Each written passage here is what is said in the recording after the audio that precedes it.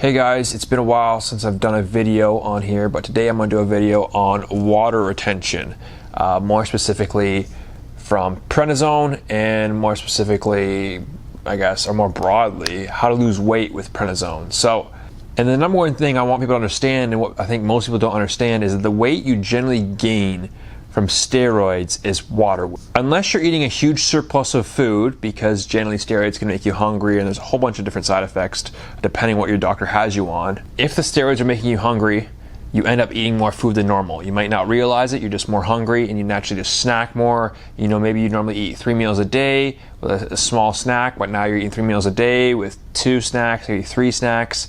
It kind of adds up, you know, over the weeks and months and whatnot. So you could be gaining fat, you could be gaining some muscle if you're an active person, but more than likely what you're gaining is actually water weight. Now the good news about water weight is when you stop with the medication, whenever your doctor takes you off prednisone, you're gonna drop that water weight pretty quickly. But of course, it's like a pretty awful feeling having all this extra weight, depending on how heavy you are to start.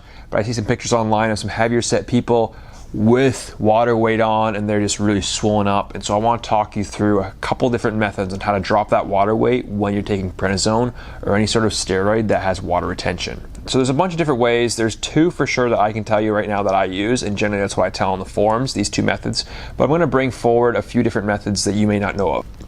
So the most common advice that people give to reduce water retention is to consume less sodium, so less salts.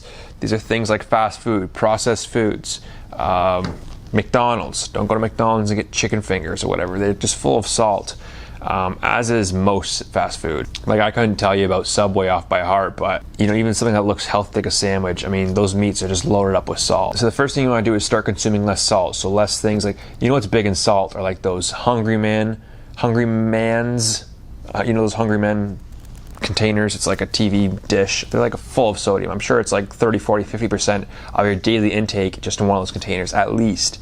Other things that are pre-prepared, like pastas, like those Sidekicks pastas, they're really good, but they're full of sodium. Generally, if you're just cooking with your own ingredients and you add just a pinch of salt here and there, that's not too bad. It doesn't add up that much. The real issues come when you're eating food that's already prepared, because you don't know how much sodium is in there unless you're actually looking at the nutrition label. So other than reducing sodium, you can increase your magnesium intake. I'm gonna get a couple supplements. Magnesium, vitamin B6, and potassium-rich foods. A lot of these vitamins you don't need to like go over the counter and buy. You can just kind of Google potassium-rich foods and you'll get a list of them. So bananas I know are pretty high in potassium, but I'm also searching it up right now. Avocados, tomatoes are also high in potassium. Those 3 supplements. Dandelion, I've also heard of that. I've seen the Dandelion recommendation in 2 articles. I've also seen it on some forums in the past and some discussion boards. So I think it's worth a try. I've never had to do that. I usually just follow these 2 steps that I'm about to give you. I've already given you one. I'm gonna give you a second one in a minute here. I never really need to take all these supplements, but if you're struggling and you're already doing what I'm about to tell you, then you can consider some of these. One I've never heard of is reducing the refined carbs. It says eating refined carbs can lead to spikes in blood sugar and insulin levels, which cause your body to retain more sodium. I mean, it makes sense, but I've never heard someone recommend that. Some other tips: exercise. I mean, pretty obvious. I promote that a lot on this channel. Get some exercise in. Sleep more, stress less, take electrolytes. Manage salt intake. We've already went over that. Magnesium, we talked about that. Dandelion, we've talked about that. Focus on certain healthy foods. We kind of talked about getting those micronutrients from foods. Cut carbs. Well, don't do that because you don't want to lose fat. You don't want to lose everything you have on your body. The thing is, once you lose a bunch of fat, people like to say, oh, I want to lose, 20 pounds. Well, you ideally want to lose 20 pounds of fat, not 20 pounds of muscle. But the problem is when you drop fat, it's generally fairly hard, depending on how much fat you have, to drop the fat and leave the muscle unless you're using the muscle. Usually if you want to drop 20 pounds, you're going to lose 15 pounds of fat and 5 pounds of muscle or something like that. It's different for everybody. So you really got to be careful with that. But yeah, just side note anyway. So I don't really agree with cutting carbs, but you can definitely calculate your carbs if that's something you're passionate about this. It says here that caffeine supplements, or caffeine in general, like tea or coffee or a can of Coke or something, is known to have diuretic effects, which reduce water weight. You've heard of diuretics. It's like a pill, I guess, you can take. I know some guys take them to like look better before a wedding or something. You can like take a pill and it sheds all the water weight. I don't think it's very good on your liver. It's probably really hard on your liver. I don't know that for sure, but I have a funny feeling it is. So I'm not going to sit here and recommend, say, okay, you're taking all this medication, especially like an oral steroid, which is going to be hard on your liver. That's why you can only take it for so long. I'm not going to say, okay, mix in with that a diuretic. Like, no. If you want to destroy your liver, go ahead. But that's generally what if someone who wasn't taking oral steroids, oral medication that's hard on your liver, they could just take a diuretic, shed the water weight. But yeah, I've heard of guys like say they take a diuretic before a wedding, shed 5 pounds, and just look better without even going to the gym. But let's not get into that. That's definitely cheating. The other thing that I do is drink a lot of water. And when I say a lot of water,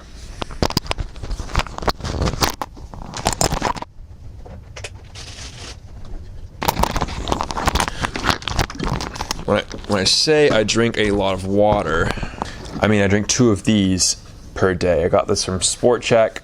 I don't think that store is in America, but think of like a Dick's Sporting Goods. This is a half gallon. It's pretty big.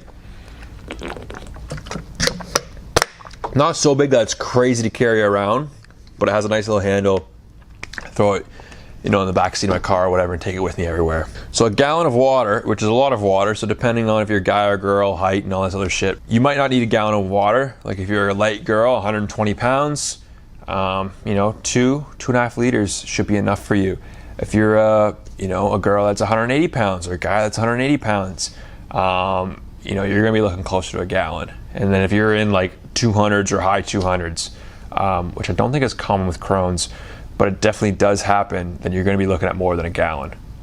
So 1 gallon is also 8 of these. These are half a liter, so 4 liters would be 8 of these, just 1 gallon. So 8 bottles of water on a set is like this. It's not just to save money, it's just more convenient.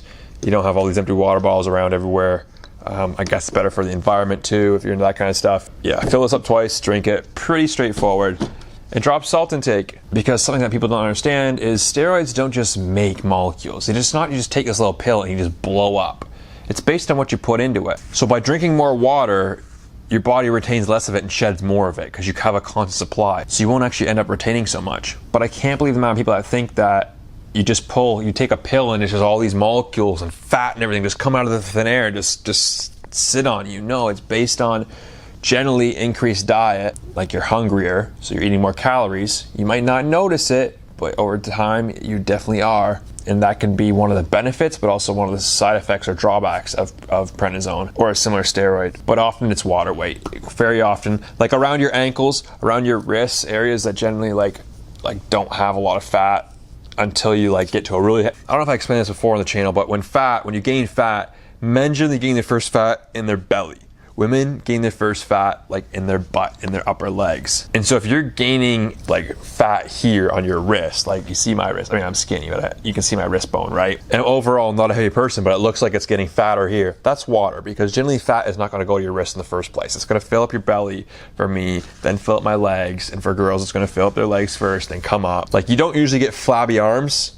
I don't have flabby arms, but flabby arms until everything else is filled up. You don't see someone with flabby arms and they're just in shape in the rest of their body, unless it's just old skin or stretched out, but that's a whole other thing. So yeah, there's ways to combat all this weight gain from prednisone and water intake and whatnot, so just pay attention to it, try some of these tips, and let me know if I can help. Bye for now.